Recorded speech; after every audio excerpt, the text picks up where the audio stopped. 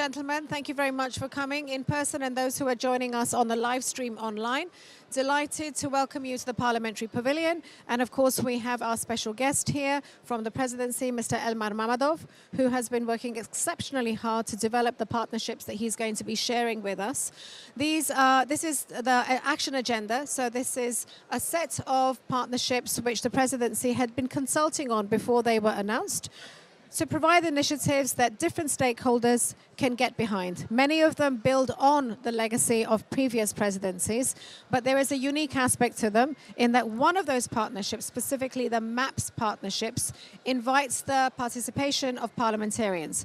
So we invited Mr. Elmar Mammadov today to speak not only about the MAPS partnership, but to let us know about the other partnerships with a view to having globe support in engaging parliamentarians in all of the 14 action agenda items. So, Mr. Mammadov, over to you. Thank you very much, Madam Alini. Thank you for inviting me. I would like to inform you that during the designing of these 14 initiatives of COP presidency-led initiatives, we used 5 key principles, first of all, to ensure balance between 3 pillars of climate agenda, climate finance, mitigation, adaptation. Also, second principle that we used, to ensure balance between enhancing ambition and enabling action. Third principle that we used, balance between 3 dimensions of sustainable development: economic, environmental, social. Number 4, to have in our list not only global initiative, but also regional initiatives. And number 5, to ensure harmony between human and nature. One of this initiative is multi-sectoral actions pathway to resilient and healthy cities, MAP initiative. And for MAP initiative, it's the first time that we are also inviting parliamentarians to actively be involved into city initiatives.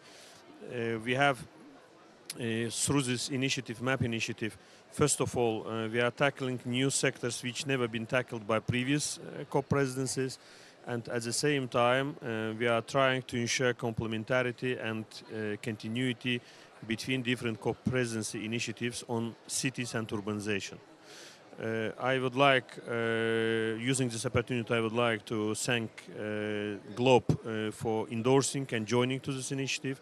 And also I would like to invite all other stakeholders to endorse and to join. Tomorrow from 9 o'clock to 10:30 we will have a very big event in the plenary room, Caspian room, in the blue zone.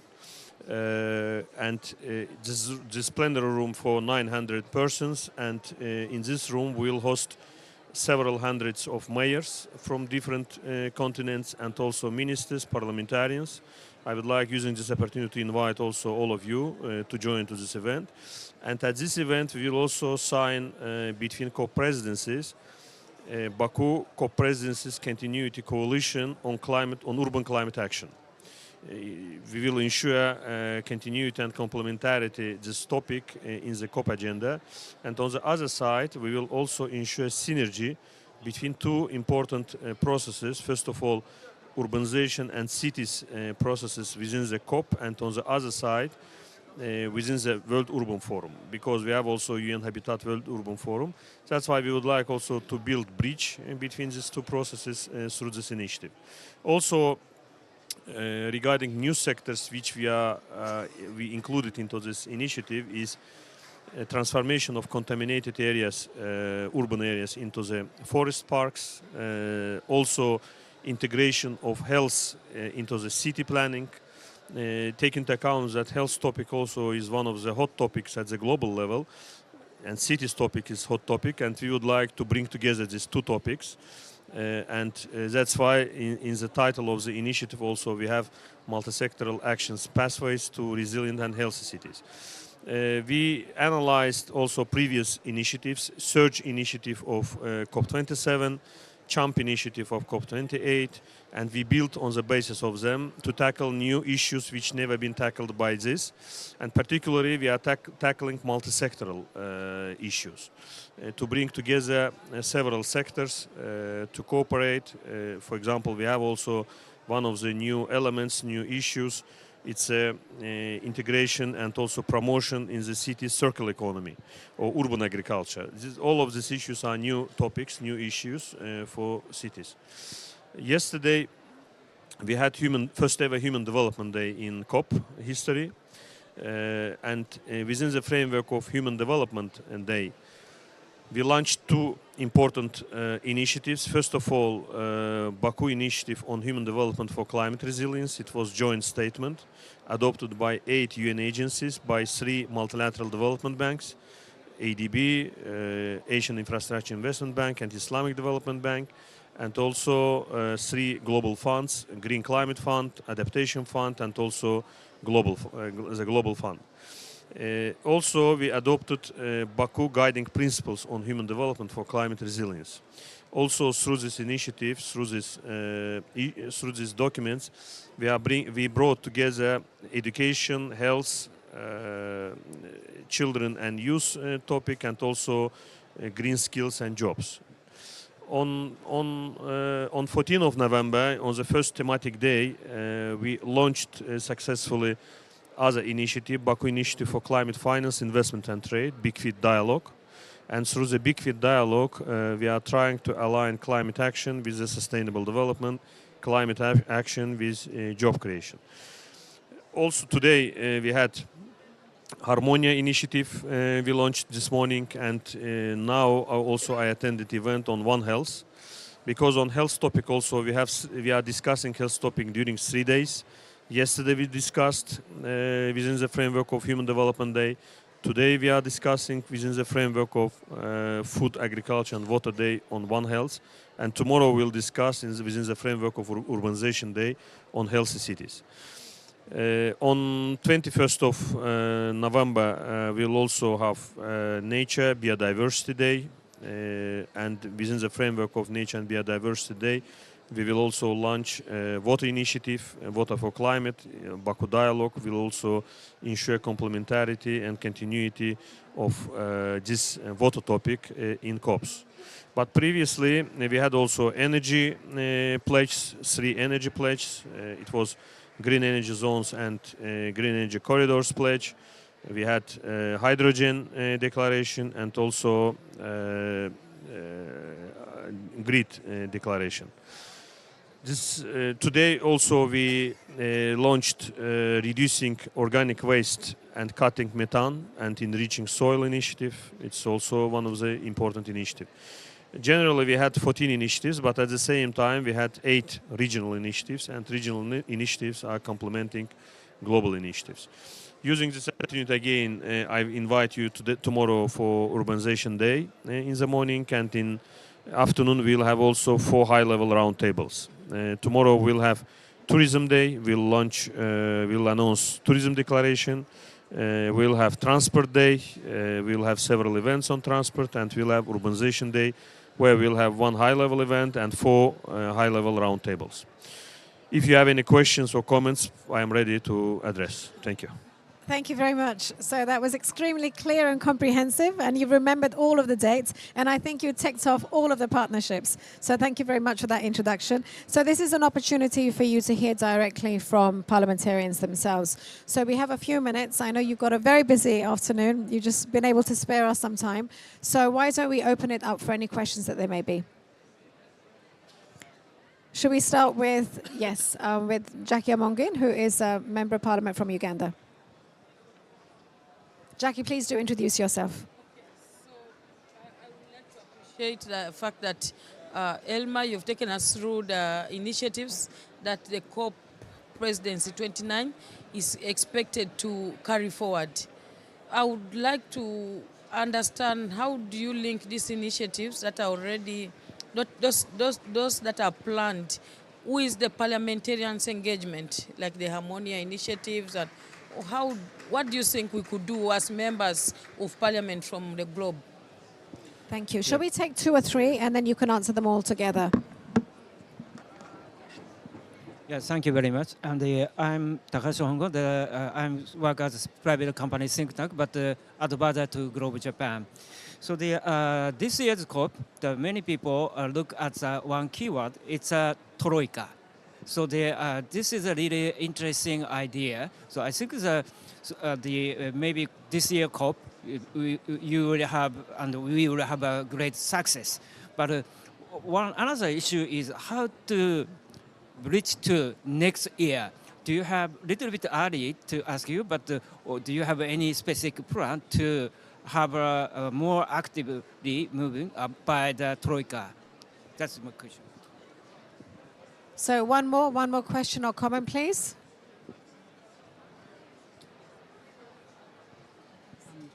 What is the endorsement that you prevent for the declarations, the sectorial declarations? What is the number of endorsement that you think it could be reached the sectorial declaration, like hydrogen, like the others? Okay, so questions regarding parliamentary engagement, the role of the Troika, plans for next year, and the number of endorsements that you're seeking for each initiative. Yeah, thank you very much. Regarding the role of parliamentarians, I think that what is important, for example, if we will take example of cities. I personally worked before in our embassy, and I was responsible for cooperation, economic cooperation, but at the same time for cooperation between cities and regions. Coopération décentralisée, decentralized cooperation. And I found that indeed parliamentarians play important role because, first of all, majority of parliamentarians, they are elected from regions and they know better problems of the regions, of the cities, villages. That's why each time when I visited any city, when I worked, I also met with the parliamentarians because they contributed to cooperation of bilateral relations and also development of economic cooperation. That's why we saw that involvement of parliamentarians into the city initiative, it will be very useful. Because on the other side, for example, in our parliament, we have a special commission dealing with regions.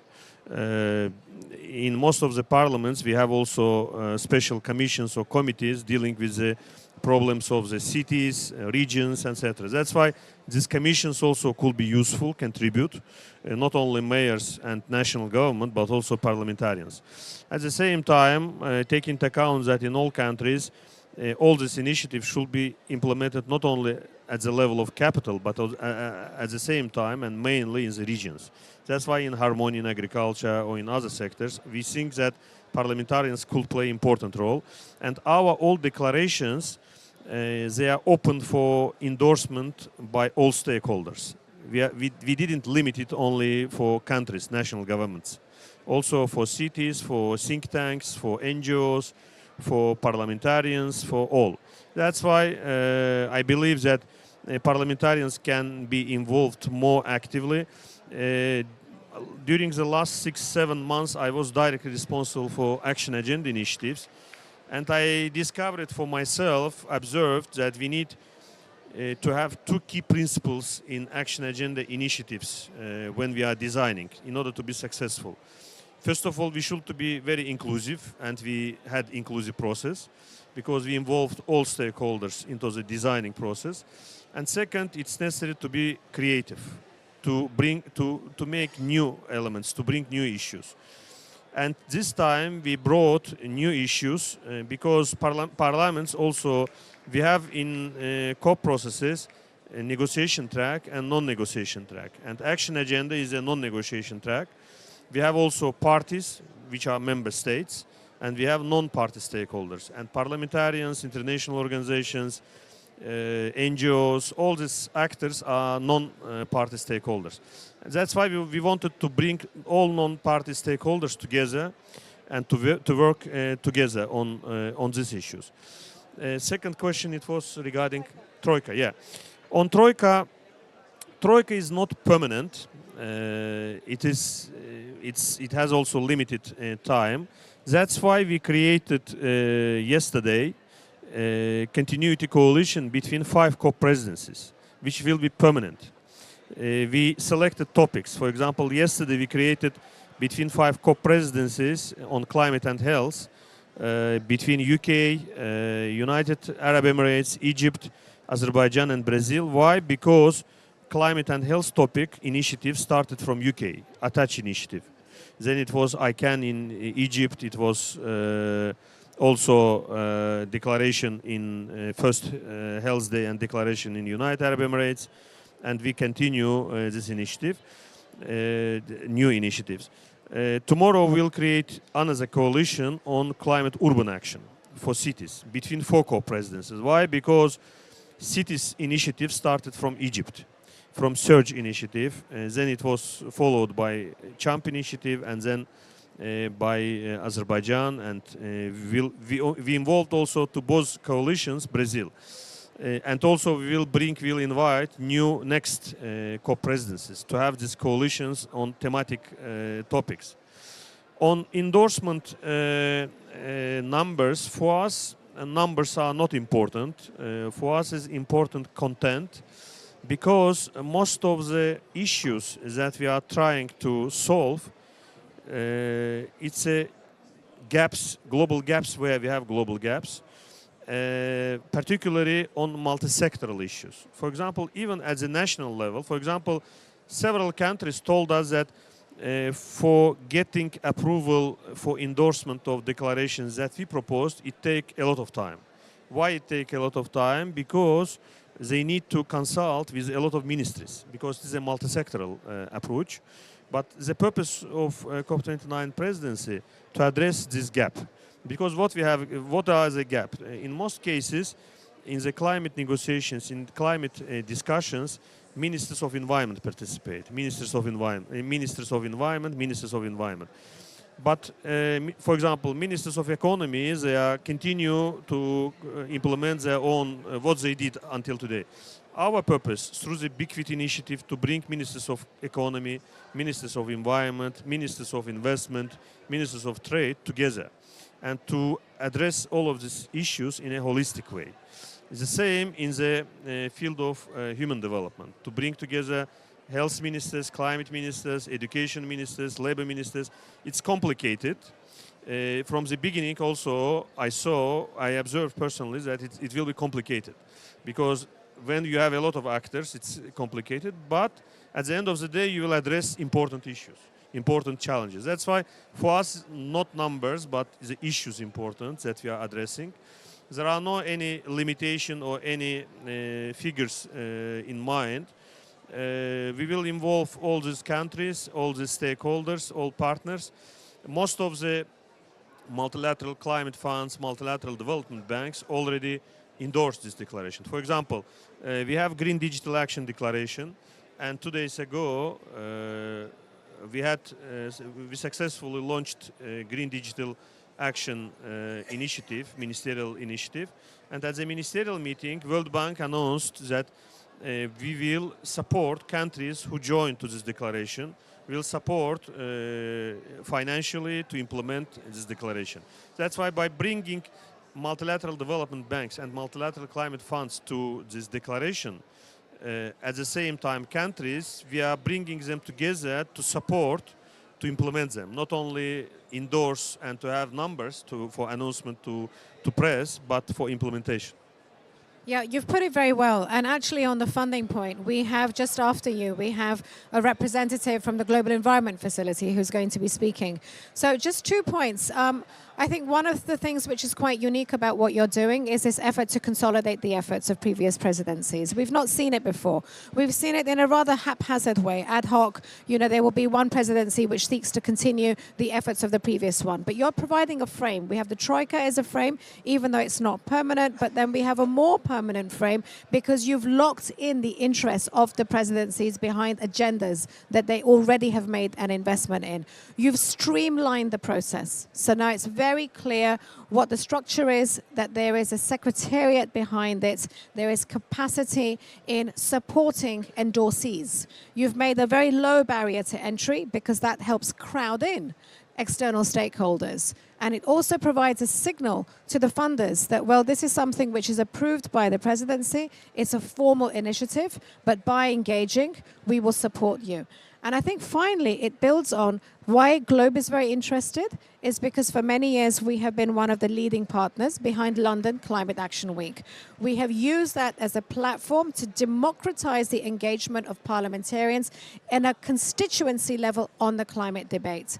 So for us, when Baku Climate Action Week paired with Rio Climate Action Week, we had 3 of the key countries involved in this. It provided us for a platform for even further engagement.